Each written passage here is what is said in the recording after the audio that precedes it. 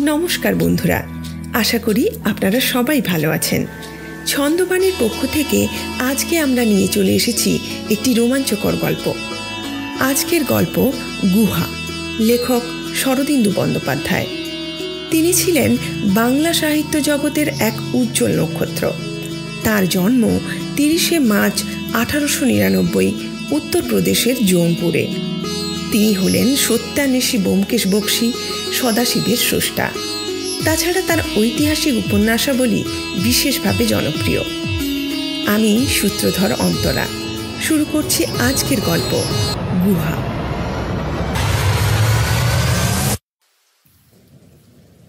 একটা গুহা, পিছনের পাথরের গায়ে একটা আঁকা বাঁকা ফাটল। এটাই গুহার প্রবেশ পথ। ফাটল দিয়ে দেখা যায় বাইরে মুষলধারে বৃষ্টি পড়ছে। ক্ষণে ক্ষণে আকাশ বাতাস কাঁপিয়ে দিগন্ত রাঙা করে গর্জন করে উঠছে মেঘ। গুহার ভেতরে ক্ষীণ আলোয় কিছু স্পষ্ট দেখা যায় না। পিছনের ফাটল দিয়ে গুহার ভেতরে এক যুবক ও এক যুবতী ঢুকে পড়ল।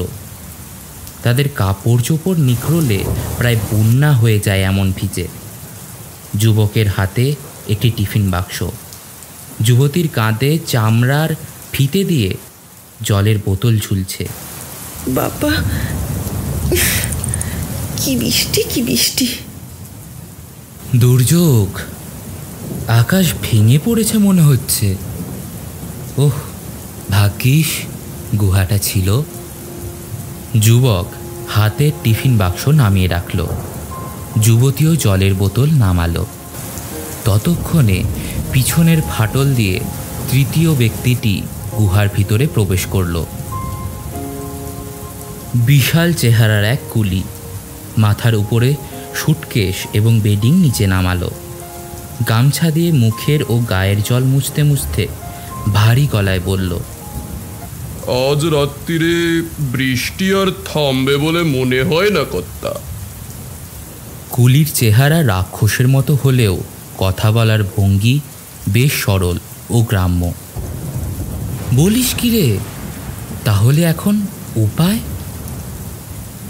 উপায় আর কি, আগে আজ রাত্রিটা এই গুহাতেই কাটাতে হবে মনে হচ্ছে। যুবতী শঙ্কিত চোখে গুহার চারিদিকে দেখতে লাগলো। নাও দেখো বোনের বিয়ে, এমন হতচ্ছাড়া দেশে তোমার বাপের বাড়ি যে স্টেশন থেকে 3 মাইল দূরে শহর। স্টেশন থেকে ট্যাক্সি পর্যন্ত পাওয়া যায় না। দূর আগে কর্তা, ট্যাক্সি পাওয়া যায়, তবে আজ রেলগাড়ি 2 ঘন্টা লেট ছিলেন না, তাই ট্যাক্সিওয়ালারা যে যার ঘর চলে গেছেন। তখনই বলেছিলাম আজ ওয়েটিং রুমে রাতটা কাটিয়ে দিই, কিন্তু না, ওনার বোনের বিয়ে দেখবার জন্য প্রাণটা একেবারে ছটফট করে উঠল। যুবতী স্বামীর পাশে এসে দাঁড়ালো। স্বামীর মুখের দিকে ভয়ে ভয়ে মুখ করে তাকিয়ে বলল, আমি কি জানতুম রাস্তার মাঝখানে এমন ঝড় বৃষ্টি শুরু হয়ে যাবে। আমার বোনের বিয়েতে এসে যদি বিয়েটাই না দেখলুম তাহলে। যাকে, এখন আর ভেবে লাভ কি? হ্যাঁ রে, তুই ঠিক জানিস তো বৃষ্টি আজ থামবে না? আগে এই সময়ের বৃষ্টি একবার আরম্ভ হলে সহজে আর ছাড়েন না। যদি ছাড়েন তো সেই শেষ রাত্রিরে। তাহলে আর উপায় কি? এই দুর্যোগে বেরোনো তো যাবে না। বেরুলে পথ হারিয়ে বাঘের মুখে পড়তে হবে। হ্যাঁ রে, এই গুহায় বাঘ ভাল্লুক কিছু আসে টাসে নাকি রে? আগে না কর্তা, বাঘ ভালুক ওসব তো জঙ্গলে থাকেন, এখানে আসবেন কিসের জন্যে? আগে তো এই গুহায় সাহেব মেম এনারা সব আসতেন, চড়ুই ভাতি করতে, রাত্রিরে থাকতেনও। ভয়ের কিছু নেই কর্তা। এই দেখেন না, ছাই পড়ে আছে, কেউ আগুন জ্বেলেছিল, যুবকের ক্ষোভ ও দুশ্চিন্তা কেটে গেল। ভবিতব্যের কাছে আত্মসমর্পণ করে সে একটু হেসেই উঠল। তাহলে আমরা আজ চড়ুই ভাতি করি, কি বলো? বোনের বিয়ে দেখতে পেলে না বটে, কিন্তু একটা অ্যাডভেঞ্চার তো হলো। যুবতীর মুখ আনন্দে ভরে উঠল।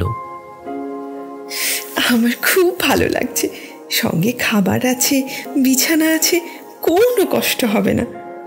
বরং যুবতী স্বামীর মুখের দিকে সলজ্জ দৃষ্টিতে তাকালো, তারপর কাঁধে হাত রেখে নিচু গলায় বলল, হ্যাঁ গো, ওই কুলিটাও থাকবে নাকি?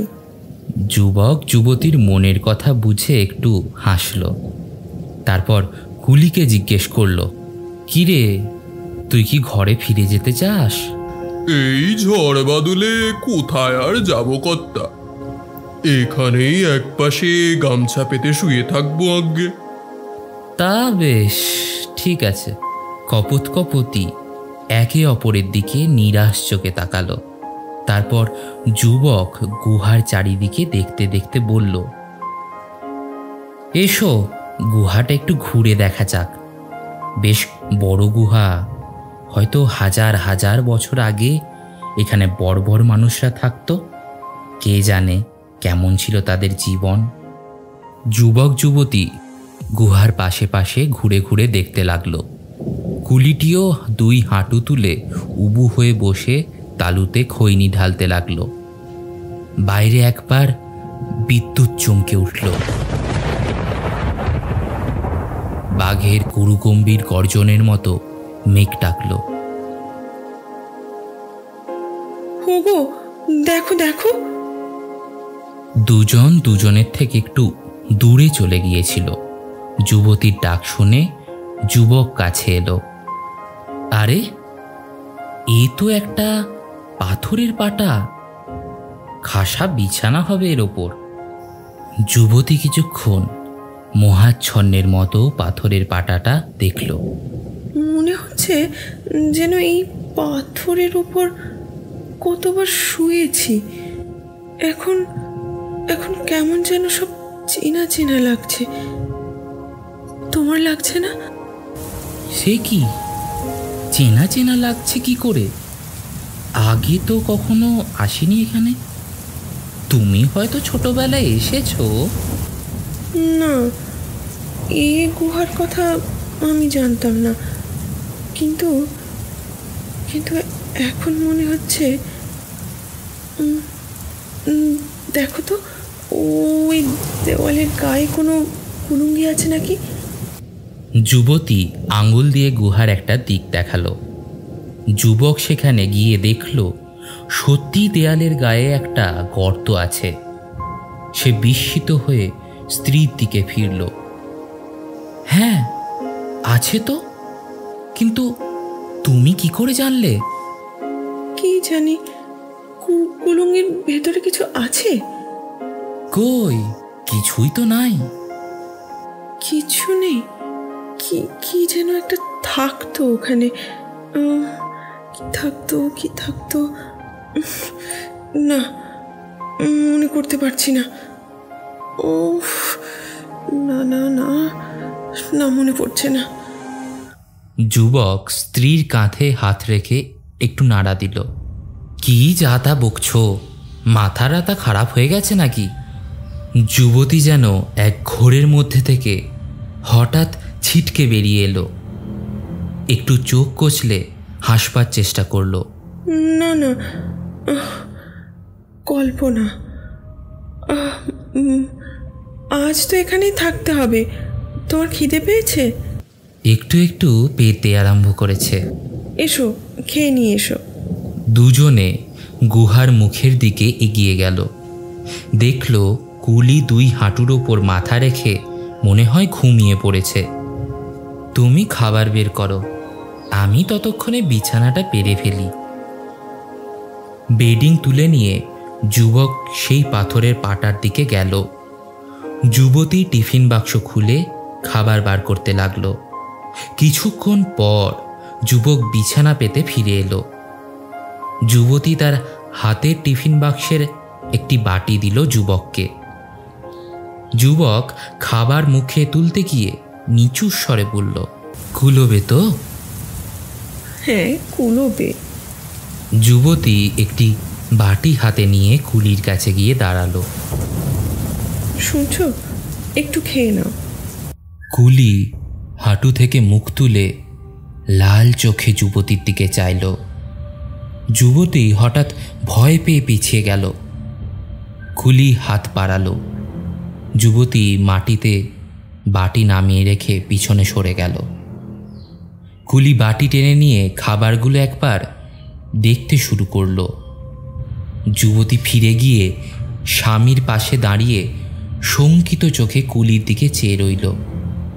যুবক খেতে খেতে প্রশ্ন করল, কি দেখছো? কিছু নয়, লোকটা এমনভাবে আমাদের দিকে তাকালো যে আমার বুকটা কেঁপে উঠল। হ্যাঁ গো, লোকটা ভালো তো। যদি রাত্রিরে... চিন্তা নাই, আমার সাথে পিস্তল আছে, তুমি খেয়ে নাও। দুজনে বাটি হাতে নিয়ে এদিকে ওদিকে ঘুরতে ঘুরতে খেতে লাগলো। যুবতীর চোখ কিন্তু বারবার কুলির দিকে যাচ্ছিল। কুলির বাটিতে অন্যান্য খাবারের সঙ্গে ছিল মাংসের হাড়। সে সেই হাড় ধরে অনেকক্ষণ চেবালো। তার হাড় চেবানোর ভঙ্গিতে যেন একটা বন্য ভাব আছে। খাওয়া শেষ হলে যুবক বোতল থেকে জল ঢেলে যুবতীকে দিল, নিজে খেলো। তারপর কুলিকে বলল, তুমি জল খাবে? না খেলেও চলে, যদি থাকে তো দেন একটু। যুবক জল ঢেলে দিলে কুলি আঁচল পেতে সে জল খেল। জল খেতে খেতে সে চোখ তুলে যুবকের দিকে চেয়ে রইল। দুজনের চোখেই অশান্তির ভাব স্পষ্ট। শেষে কুলি মুখ মুছে বলল, এবার আপনারা শুয়ে পড়ুন কর্তা, কোনো ভয় নেই। আমার সঙ্গে বল্লম আছে, আমি গুহার মুখ আগলে শুয়ে থাকব। তোমার কোনো ভয় নাই, আমার কাছে পিস্তল আছে, এই দেখো। যুবক পকেট থেকে পিস্তল বার করে দেখালো।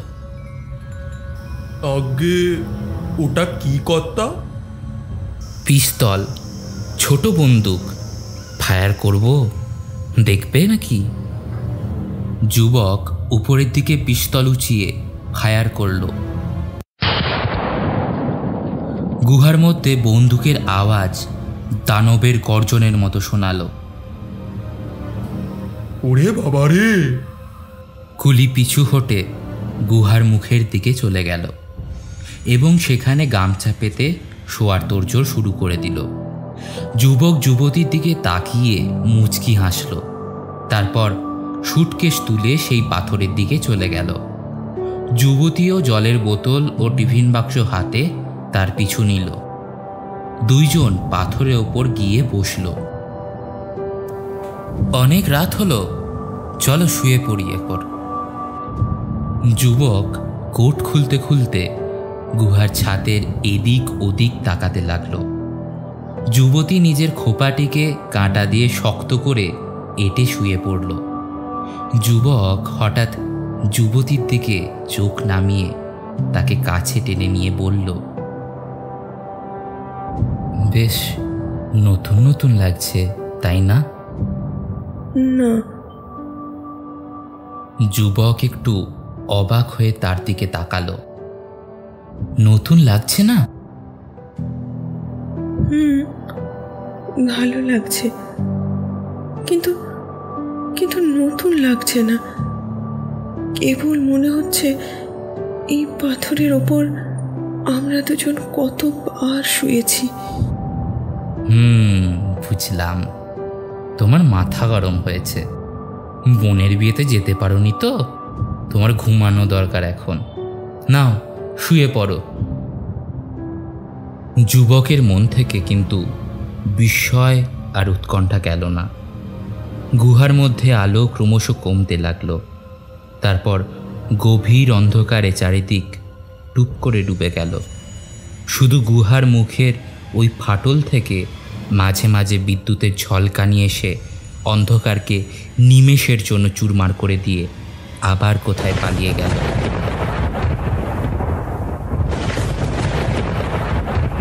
কিছুক্ষণ পর আবার ধীরে ধীরে গুহার মধ্যে আলো ফুটতে আরম্ভ করল। আলো স্পষ্ট হলে দেখা গেল গুহা ঠিক তেমনই আছে, কেবল বিছানা, সুটকেস এসব আধুনিক জিনিসপত্র কোথাও নেই। গুহার মাঝখানে খানিকটা ছাই পড়ে আছে।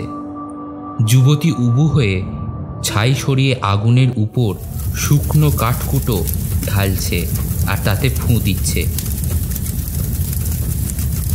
যুবতীর পরনে হাঁটু থেকে কাঁধ পর্যন্ত পশুর চামড়া, মাথায় এক মাথা রুক্ষ চুল, তাতে জট পড়ে রয়েছে। গুহায় আর কেউ নেই। পিছনের ফাটল দিয়ে বাইরের উজ্জ্বল দিনের আলো দেখা যাচ্ছে। যুবতীর ফুঁয়ে আগুন জ্বলে উঠল। সে তখন কুলুঙ্গির কাছে গেল।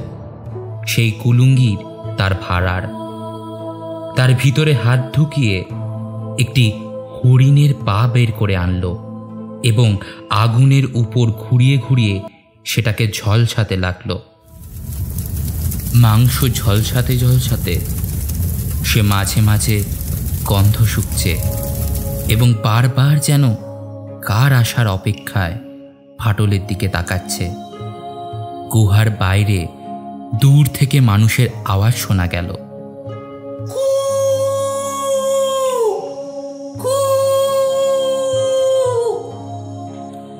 যুবতী তৎক্ষণাৎ মুখ তুলে উত্তর দিল। কিছুক্ষণ পর ফাটলের ভেতর দিয়ে যুবক গুহার ভিতরে প্রবেশ করল। পরনে হরিণের চামড়া, হাতে তীর ধনুক, চোখে মুখে ভয়ের এবং চিন্তার ছাপ স্পষ্ট। আগুনের কাছে এসে তীর ধনুক ফেলে হাঁপাতে লাগল। অনেক দূর থেকে যেন ছুটে এসেছে সে। যুবতীর হাতে থেকে আধ পোড়া মাংস পড়ে গেল। কি কি হয়েছে? ভিল্লা জানতে পেরেছে। জানতে পেরেছে? হ্যাঁ, আমরা কোথায় লুকিয়ে আছি জানতে পেরেছে। আমাদের গুহার সন্ধানও পেয়েছে সে। যুবতীর মুখ থেকে একটা চাপা স্বর বেরিয়ে এলো। সে যেন তা আটকাবার জন্যই তার বাঁ হাতের কবজি কামড়ে ধরল। বনের মধ্যে শিকার পেয়েছিলাম, একটা হরিণ। পিছু নিলাম। কিছু দূর যাবার পর হঠাৎ দেখলাম বিল্লাও হরিণটার পিছু নিয়েছে। বিল্লার হাতে শুধু বর্ষা ছিল। আমি তাকে দেখবার আগেই সে আমায় দেখে ফেলে। বর্ষার পাল্লার মধ্যে ছিলাম না, তাই মারতে পারেনি। আমি তাকে যেই দেখতে পেয়েছি অমনি সে হা হা করে হেসে উঠল। হরিণটা পালিয়ে গেল।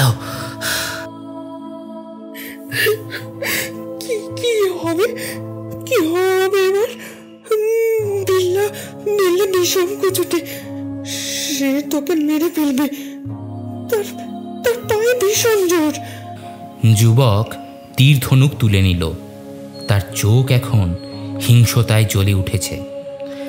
বিল্লা যদি আমার গুহায় আসে, আমি তাকে তীর দিয়ে বিঁধে মেরে ফেলব। ওকে মারতে পারবি না, সে কুচুটে, ভীষণ ফন্দিবাজ। ওর গায়ে গন্ডারের মতো শক্তি। আমি জানি তুই ওকে মারতে পারবি না। যুবতী মাটিতে বসে পড়ল। সামনে পিছনে দুলতে দুলতে সুর করে বলতে লাগলো, আমি জঙ্গলের মেয়ে, নিজের জাতের মধ্যে জঙ্গলে ছিলাম। ভিল্লা ছিল সর্দারের ছেলে। সে আমাকে চাইতো, ভাল্লুক মেরে আমাকে চামড়া এনে দিত। আমার তাকে ভালো লাগতো না কিছুতেই না।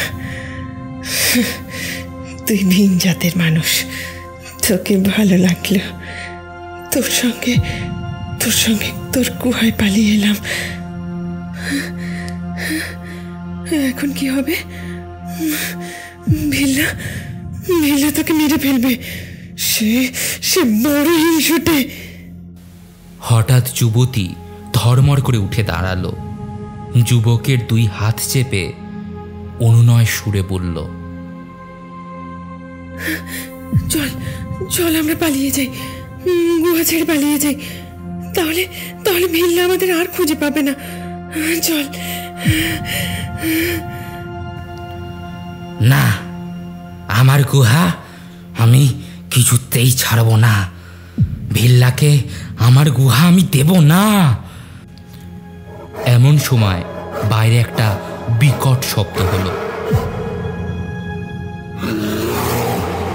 যুবক যুবতী কিছুক্ষণের জন্য হকচকিয়ে গেল। আবার বিকট শব্দ। যুবতী উত্তেজিতভাবে নিচু গলায় বলল, ভাল্লুক ডাকছে। বোধহয় পোড়া মাংসের গন্ধ পেয়েছে। যুবক তাড়াতাড়ি তীরধনুক তুলে নিল কাঁধে। তীরধনুক দিয়ে ভাল্লুক শিকার করতে পারবি না। দাঁড়া, আমি ভাল্লুক তাড়াচ্ছি। আগুন দেখলেই পালাবে। যুবতী এক টুকরো জ্বলন্ত কাঠ হাতে তুলে নিয়ে ফাটলের দিকে ছুটে চলে গেল। যুবক ধনুকে তীর এঁটে শক্ত হাতে এবং সন্তর্পণে দাঁড়িয়ে রইল। যুবতী গুহার মুখ দিয়ে বাইরে বেরিয়ে গেল। কিছুক্ষণ পর তার গলার তীব্র মর্মান্তিক চিৎকার শুনে যুবক তীরধনুক নিয়ে গুহার মুখ দিয়ে ছুটল। তারপর থমকে দাঁড়িয়ে পড়ল। ফাটলের ভেতর দিয়ে যুবতী আসছে। তার পিছনে ভাল্লুকের মতো কালো রোমশ একটা জীব। যুবতীর 2 হাত সামনের দিকে বাড়ানো, চিৎকার করার জন্য হাঁ করা, কিন্তু গলা দিয়ে আওয়াজ বেরোচ্ছে না। ভিল্লা! যুবতীর পিছনে ভাল্লুকের চামড়া পরে আসছে ভিল্লা। সে বিকট অট্টহাসি করে উঠল। হ্যাঁ, ভাল্লুক নয়, আমি ভিল্লা। তীরে ধনুক ফেলে দে, নইলে তিন্নিকে বর্ষা পিঁধে মেরে ফেলবো। ভিল্লা, ছেড়ে দে আমার তিন্নিকে, ছেড়ে দে এক্ষুনি। তুই আগে তীরে ধনুক ফেল। যুবক তীর ধনুক ফেলে দিতেই ভিল্লা যুবতীকে সজোরে সামনে ঠেলে দিল। যুবতী কয়েক পা এসে হুমড়ি খেয়ে পড়ল। সঙ্গে সঙ্গে ভিল্লা হাতের বল্লম ছুঁড়ে মারল যুবককে। যুবক চিৎকার করে পড়ে গেল। এতক্ষণে ভিল্লাকে দেখা গেল।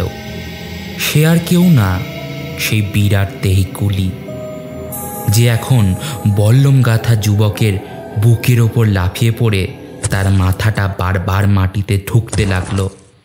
যুবতী ছুটে এসে পিছন থেকে ভিল্লার চুল ধরে টানতে টানতে পাগলের মতো বলল, ছেড়ে দে, ওকে ছেড়ে দে, রাক্ষস, ছেড়ে দে।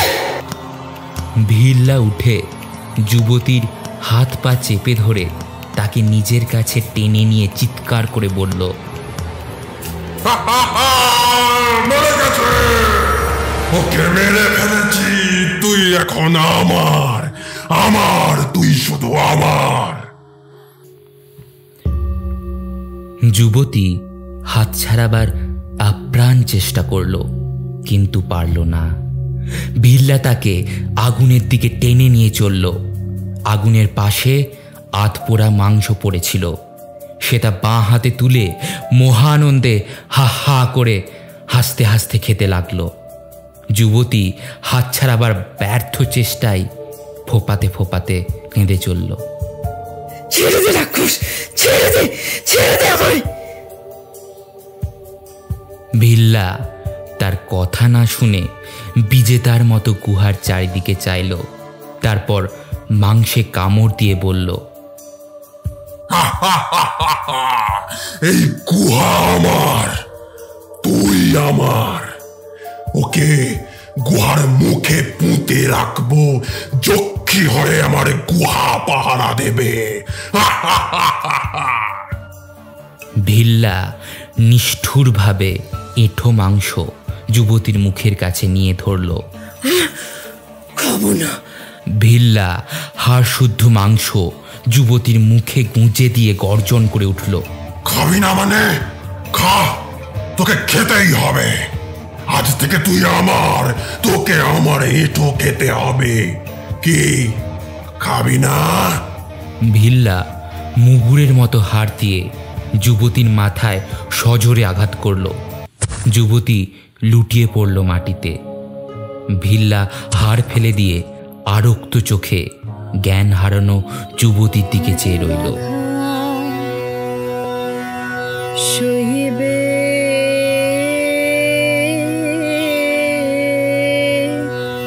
আমারও, সইবে আমারও,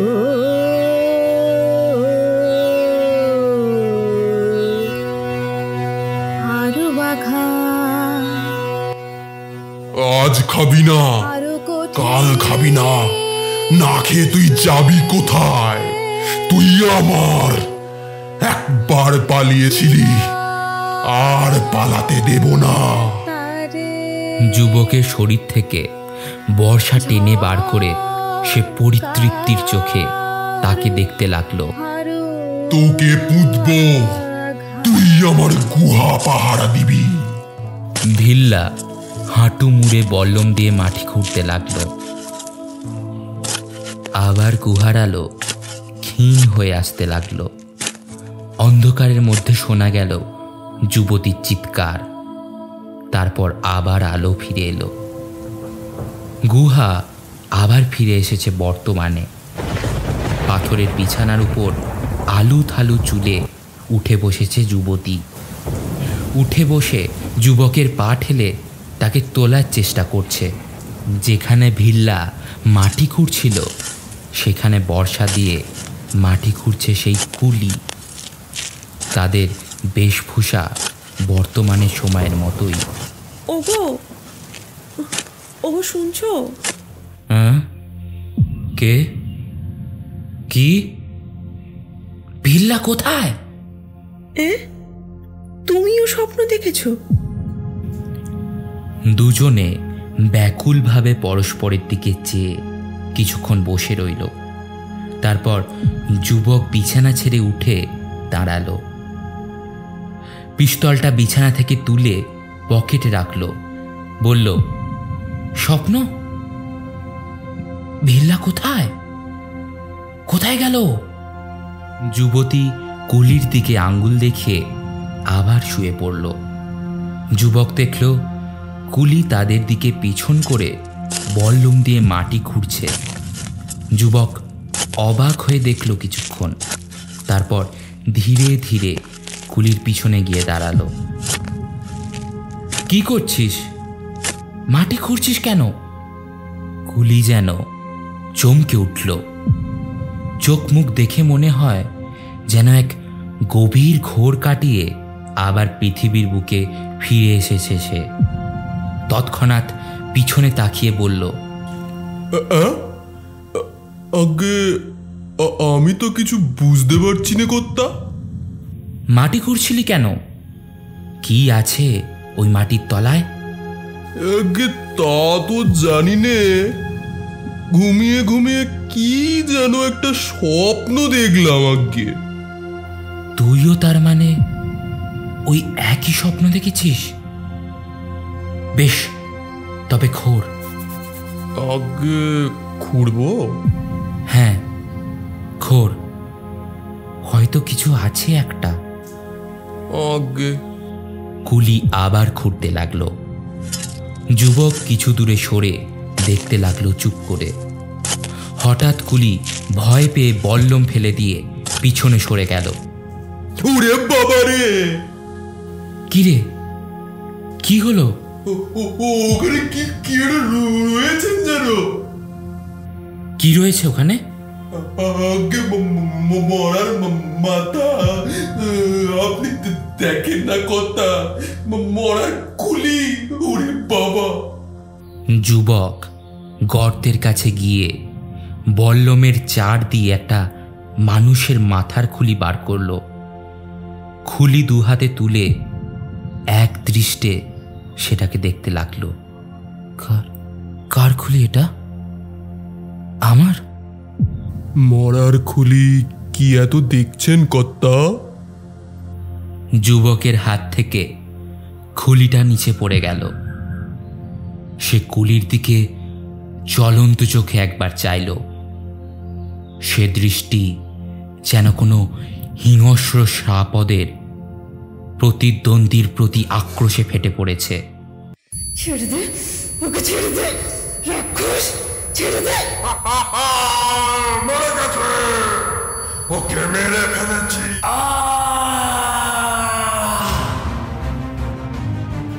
পকেট থেকে পিস্তল বার করে এনে পাশবিক স্বরে গর্জন করে উঠল, বিল্লা, এই নে মর।